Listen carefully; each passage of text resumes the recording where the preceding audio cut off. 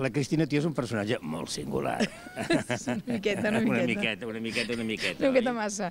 Per començar, té el taller, diem taller? Sí, estudi, taller. A la gent no li agrada taller, però en veritat és un taller artesanal on es fan moltes arts, però és un taller. Per mi és un taller. I sobretot molta restauració. Molta restauració, reproducció, de tant en tant, reproducció. Hem reproduït el davallament d'Erill de Vall, per exemple. D'Erill de Vall? D'Erill de Vall, el vam reproduir aquí. Hem reproduït un frontal d'altar romànic per la Vall de Boí, també.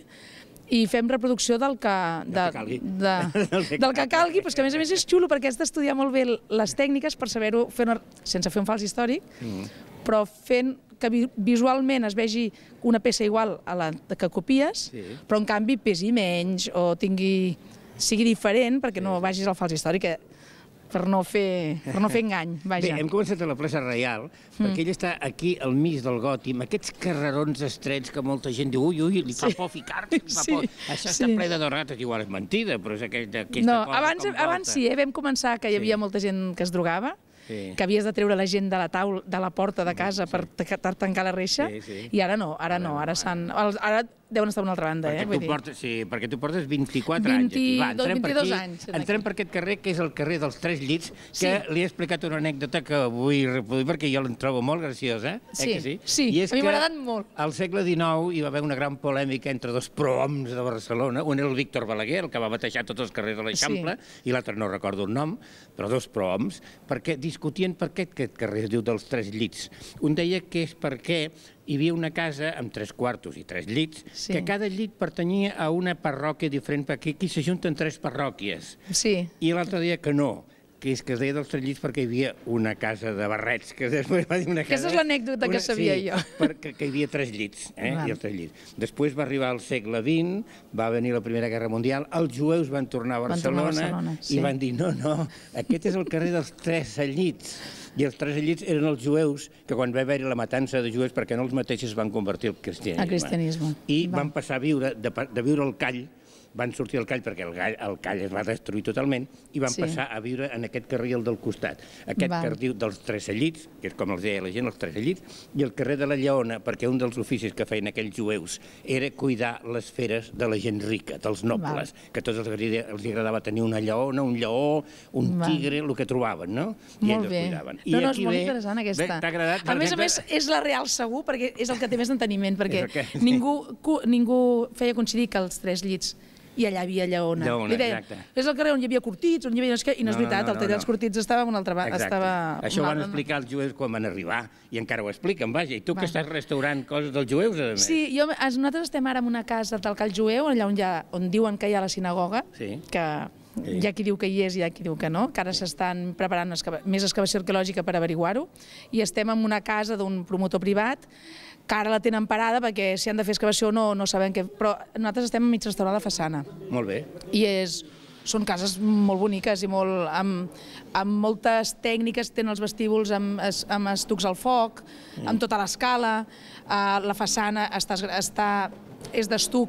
En aquest cas aquesta façana és més senzilla perquè és encoixinada i res més, però aquest mateix promotor té altres coses molt més xules. Quan se la sent parlar, te'n dones compte que estàs amb un especialista que dius jo aquí... No, és que m'agrada molt la meva feina. Ja, home, com es veu? És que no és una feina, és una diversió pagada. És una diversió. Jo moltes vegades he dit, me n'haig d'anar a casa, i diuen, quan aniràs? Dic, no vaig al taller, diuen, això no és casa teva, és el teu taller. Dic, bueno, és que és igual, és que per mi és casa meva. Jo ho vist... I casa seva és el carrer dels Escudellers Blancs. Un d'aquests carrers que la gent diu els Escudellers Blancs. Nosaltres hem tingut com a anècdota que algun advocat important que venia al taller a portar-nos feina no s'atrevia a venir i li havíem d'agafar el cotxe i entrar-lo nosaltres perquè ell no s'atrevia perquè el violarien. Dic, no home, no passa res. I era gran i tot. Dic, tu tens por si en fas 3 metres? I és la gent que no sap, el desconegut fa por.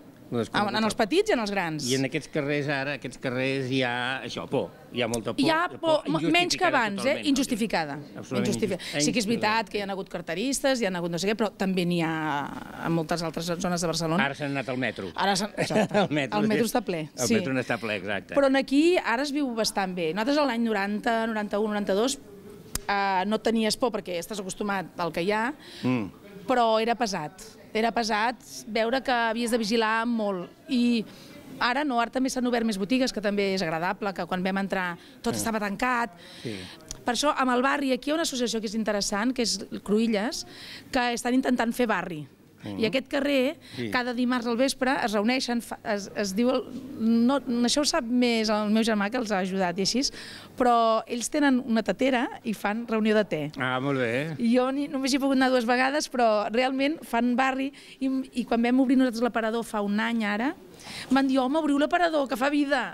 I has obert l'aparador? I he obert l'aparador. Ara el veurem. I ara el veurem. I l'aparador volem que vagi canviant cada mes, perquè la gent al final s'acostumi a necessitar venir a veure què hi ha el mes que ve. Molt bé, molt bé. I crear aquesta necessitat. Això de que ells es reuneixin i prenguin te és per ser diferents els de la Plaza Mayor i el Cafè amb llet? Mira, si no és per això, molt benvingut sigui. Molt ben pensat, o perquè hi ha gent d'altres cultures?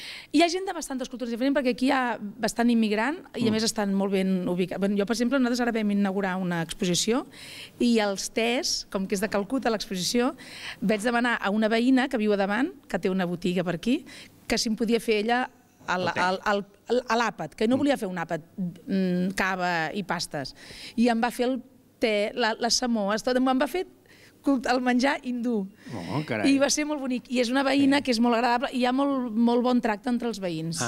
I això és de... Sí, és fantàstic.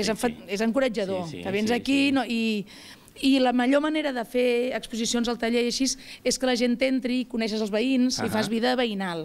Que quan vam entrar no hi havia gens, era molt trist. Era la por que dèiem abans. Sí, era trist, era com un carrer negre, quan en veritat de negre no té res. I el carrer de dia és molt bonic. I la idea és aquesta, que el taller formi part de la vida del barri i que si gent vol venir ajudar-te entre els veïns, el que passava abans, quan els meus avis eren joves... Sí, que treien la cadira a la porta. La cadira a la porta. Al carrer Escudellers tothom treu la cadira a la porta. Encara? Encara ara. I aquí no passa. Bueno, aquí tenim la famosa exposició que ens deia la Cristina. És una exposició d'un molt bon amic meu, el Marc Reventós. El Marc Reventós. Que està fent una tesi sobre... Ell ha viscut molts anys al Delta. El Delta de l'Ebre. El Delta de l'Ebre. I ell, la seva tesi... Del Ganges. Sí, de Delta. De Delta. Ell vol reproduir, o sigui, trobar el delta que ell se li ha canviat.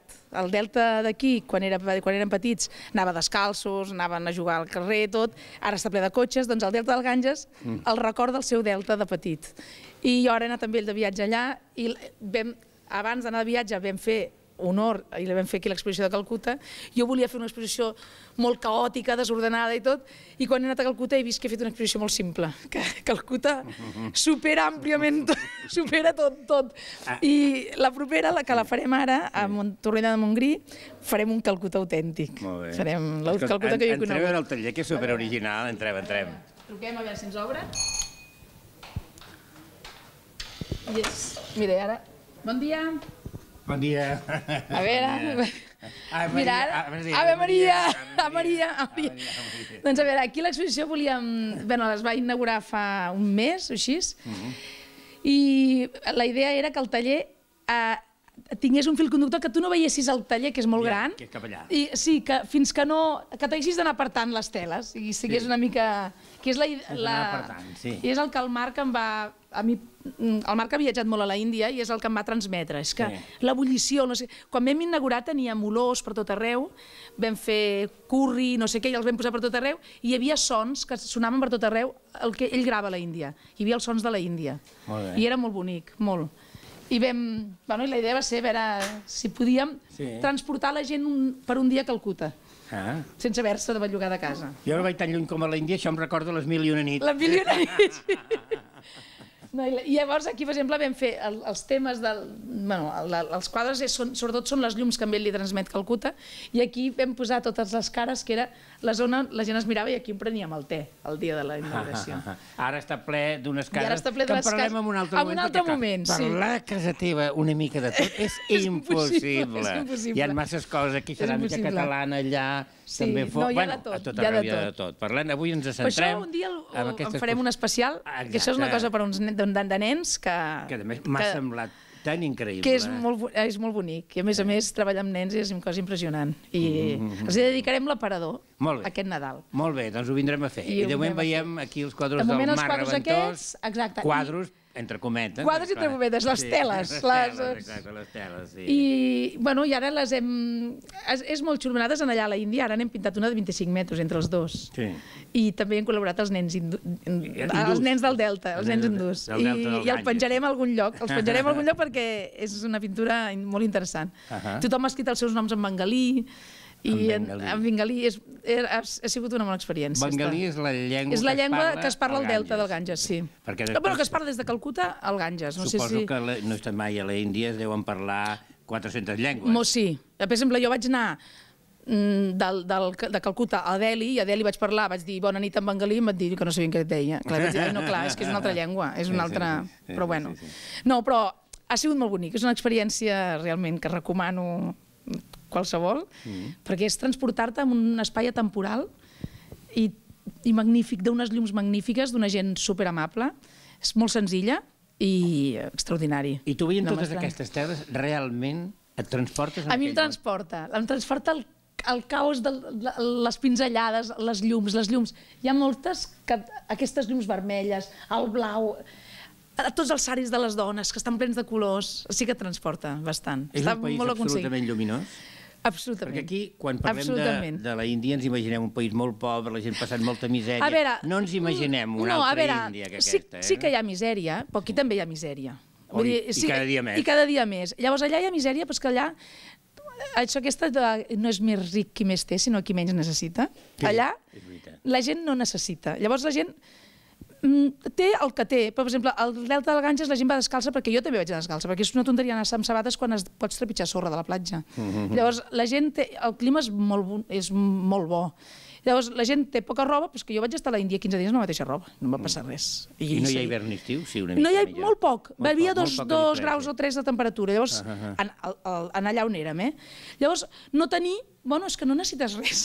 Els nens se'ls veu d'una felicitat. Menjar cada dia, sí, una miqueta. Menjar, però és que allà menjar tot arreu, perquè el menjar està a l'abast de tothom. Perquè el menjar, la gent el cuina al carrer, si algú té gana de donar un grapat d'arròs, et donen el te... O sigui, aquí per entrar a menjar has de desembolicar en plàstic, has de no sé què, has d'entrar en una botiga... Allà és molt més a l'abast de tothom. No sé, m'hi va entusiasmar. Jo vaig pensar que hem d'aprendre una mica d'aquests països. L'important és viure cada dia. Viure cada dia i no com és exacte, viure cada dia. I es viu molt bé cada dia si tens una predisposició. Sí, a contentar-te amb el que tens. Amb el que tens. Sí, és que un és feliç si no necessita més del que té. Jo soc molt feliç, perquè mai he necessitat més del que tinc, però molt feliç. Jo sempre ho he sigut. Jo recordo un amic que va anar a l'Índia i al tornar em va explicar que un amic anant pel carrer, un nen que havia conegut allà, li va dir, aquí és a casa meva, i li va ensenyar un tros de cera. Sí, allà és on cada nit desplegava la seva manta. Una manta i allà dormia, al mig del carrer. Dorm bastanta gent pel carrer. Hi ha molta gent, a molts restaurants, restaurants, el que aquí entenem per restaurant no és el restaurant d'allà, són diferents, però hi ha molta gent que treballa per molta gent i al final vam arribar a la conclusió que treballen a canvi de llit i menjar. Llavors, molta gent viu a les botigues, o sigui, es posen a dormir i l'endemà al matí endrecen, escombren, són molt nets, cada matí beneixen totes les botigues, cada matí encenen el seu incens, adoren a la deessa que toqui, que en tenen molts, però són molt senzills. És molt agraït. Entenc que el Marc cada 2 per 3 vagi a la Índia, perquè s'injecta d'energia positiva. Realment està molt bé. Molt bé, aquí com deien, hi ha ceràmica. En parlarem un altre dia. En parlarem un altre dia, perquè hi ha molt a parlar de ceràmica, de reproducció, de quin tipus de ceràmica toca a cada arquitectura. Llavors aquí anem a la sala blava, que per ell aquí representa les barques, les negres són els barquers sobre el fons dels rius, del riu, i té... Els blaus d'allà són... És que tot és molt bonic. Realment, els colors de l'Índia són impressionants. I al mig dels colors de la Índia, aquesta escultura... Mira, aquesta escultura... Mira, això és d'una part d'un retaule, que aquí ara seria un altre... Que això deu ser del segle XVIII o del segle XVII? Sí, del XVIII. Del XVIII, però aquí estem... Mira, hi ha aquest bisbe, i aquesta que és d'una... Són d'uns antiquaris d'aquí a Barcelona. Aquest bisbe és bastant anterior. És bastant anterior, però que són tots dos d'un antiquari, i aquesta peça també, aquesta taula, que són els classans, que ara tenen un problema perquè estan al carrer Paradís, al costat d'una obra que estem nosaltres, jo el vaig conèixer a través d'un amic, i ara potser han de tancar la botiga perquè l'arxiu excursionista, el centre excursionista els hi pertany una part dels seus baixos. Llavors, han de mirar però és un dels creiem que és l'antiquari més antic d'Europa. Llavors, una manera de salvar Esclassans. Llavors, està en el carrer Paradís i jo vaig portar les peces aquí una mica perquè la gent vegi que aquestes peces s'ha de fer alguna cosa. Sí. I ara estem mirant a veure si... Aquest retaule magnífic, dius que és del 18? És del 18 i és una part, és com el guardapols d'un retaule que li falta l'altra part, que és la simètrica, i nosaltres ens hem quedat aquesta perquè la volem, si arribem a poder fer un hotel que estem intentant fer al carrer de la Palla, això volíem que estigués al centre de l'El, fer com un hotel-museu. Al mig del rebedor. Al mig del rebedor. Sí, i que puguis pujar i que vegis la cara d'aquest arcàngel, que és molt bonic des de dalt. I aquestes cadenes que hi ha aquí baix, amb aquestes fletxes, tenen algun significat? Bueno, no, aquest és el cap, això és el Crist crucificat, que és la cadena, és la corona d'espines i els 3 claus de la creu. I el retaule no es té coneixença d'on està, però és un antiquari que té peces molt boniques i que una mica ens acompanyen, la que fem les peces ens acompanyen al taller. Estem treballant.